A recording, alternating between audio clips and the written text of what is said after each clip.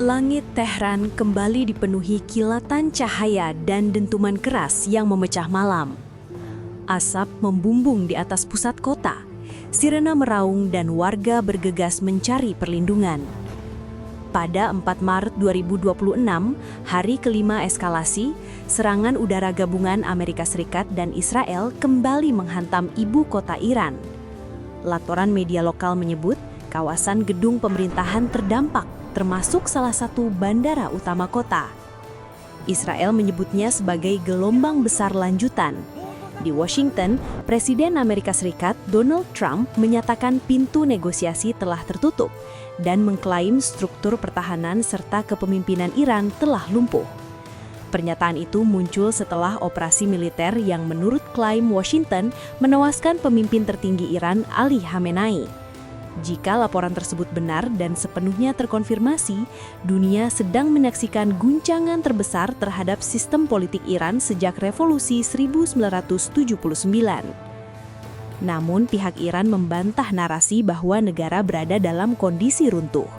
Detail mengenai situasi internal masih terbatas dan memerlukan verifikasi lebih lanjut. Dan disinilah bobot sejarahnya terasa. Ini bukan lagi sekedar konflik antara Iran dan Israel, melainkan ujian nyata terhadap stabilitas sistem internasional yang terbentuk setelah Perang Dingin. Titik balik yang mengubah permainan. Serangan dilaporkan menyasar gedung di Qom yang disebut berkaitan dengan proses suksesi kepemimpinan. Militer Israel juga mengklaim telah menghantam fasilitas bawah tanah di timur Tehran yang diduga terkait pengembangan komponen senjata nuklir. Bagi Israel dan Washington, ini adalah langkah preventif strategis. Bagi Tehran, ini adalah serangan langsung terhadap jantung ideologi dan legitimasi negara. Pertanyaannya kini jauh lebih besar. Jika benar figur tertinggi dalam sistem teokrasi Iran tumbang akibat serangan eksternal, apakah ini awal perubahan rezim atau justru kelahiran fase perlawanan yang lebih radikal? Iran memiliki arsitektur kekuasaan yang unik. Otoritas tertinggi berada pada pemimpin tertinggi. Jika terjadi kekosongan atau krisis legitimasi, stabilitas negara akan sangat bergantung pada institusi paling kuat di balik layar, Islamic Revolutionary Guards Corps atau IRGC. IRGC bukan sekedar pasukan elit, ia menguasai sektor ekonomi strategis, memiliki pengaruh politik mendalam, dan jaringan komando yang solid. Dalam situasi krisis sipil, pertanyaan krusial muncul. Apakah IRGC akan menjadi jangkar stabilitas nasional atau berkembang menjadi pusat kekuasaan baru yang lebih dominan dan lebih militeristik?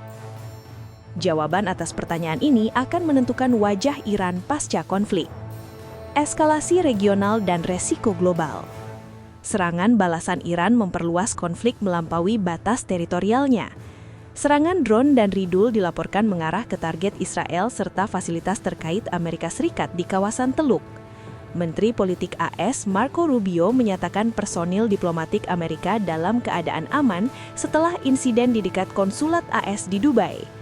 Ancaman terhadap pusat-pusat energi di Teluk meningkatkan kekhawatiran global. Jika jalur energi terganggu, dampaknya akan terasa hingga Asia dan Eropa. Harga minyak bisa melonjak, biaya logistik meningkat, dan pasar keuangan terguncang. Asia Tenggara yang sangat bergantung pada stabilitas perdagangan global akan ikut merasakan tekanan tersebut.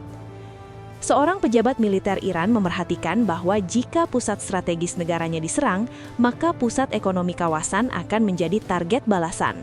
Strategi ini menaikkan resiko regional sebagai alat pencegahan. Resonansi global dan posisi Asia. Konflik ini memicu respons hingga jauh dari Timur Tengah. Di Indonesia, Aqsa Working Group mengecam operasi militer AS Israel dan mendesak Presiden Prabowo Subianto untuk menarik diri dari inisiatif Board of Peace yang digagas Trump. Namun implikasinya lebih luas. Indonesia adalah aktor penting dalam Global South dan diplomasi dunia Islam. Jika konflik ini memperdalam polarisasi antara blok barat dan poros anti-hegemoni, negara-negara Asia Tenggara akan menghadapi tekanan strategis untuk menentukan posisi mereka.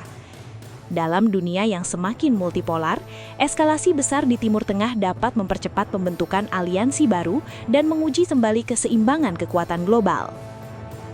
Wajah kemanusiaan di tengah geopolitik. Di dalam Iran, kehidupan warga berubah drastis. Antrian panjang terlihat di stasiun bahan bakar.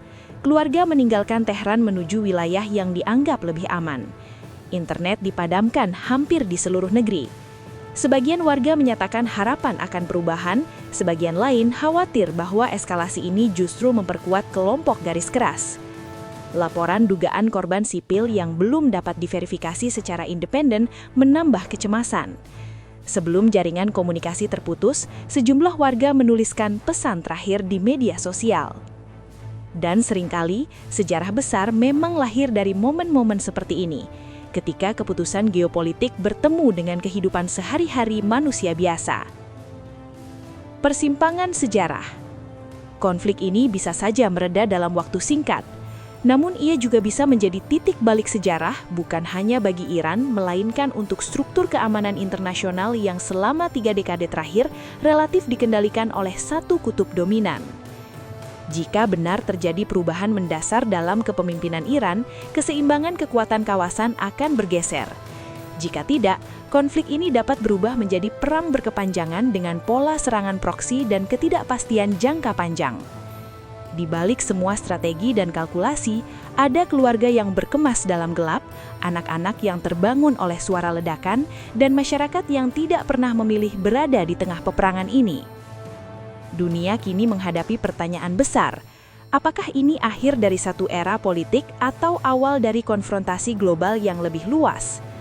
Karena dalam geopolitik, satu kesalahan kecil dapat mengubah arah sejarah. Dan seringkali yang membayar harganya adalah mereka yang tidak pernah duduk di meja keputusan.